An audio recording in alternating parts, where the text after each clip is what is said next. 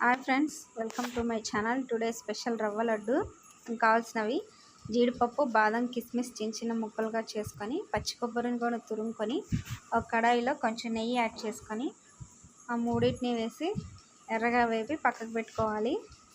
అదే కడాయిలో ఇంకాస్త నెయ్యి యాడ్ చేసుకొని 2 కప్పుల రవ్వను కూడా వేసి చిన్న మంట మీద ఎర్రగా వేపుకోవాలి. ఆ తర్వాత పక్కకు తీసేసుకొని అదే కడాయిలో ఇంకాస్త నెయ్యి వేసి తురుముకున్న పచ్చి కొబ్బరిని కూడా యాడ్ చేసుకొని పచ్చివాసన పోయేటట్టు వేపుకోవాలి. ముందుగా వేపుకున్న రవ్వను కూడా దానిలో యాడ్ చేసుకొని ఆ రెండింటిని బాగా కలుపుకోవాలి. ఆ తర్వాత ఒక మిక్సీ జార్లో 2 స్పూన్ల పంచదార, ఒక 4 యాలక్కాయలు వేసి మెత్తగా గ్రైండ్ చేసుకోవాలి. 2 కప్పుల రవ్వకి 1 కప్పు పంచదార కూడా యాడ్ చేసుకొని ఆ మూడింటిని బాగా కలుపుకోవాలి.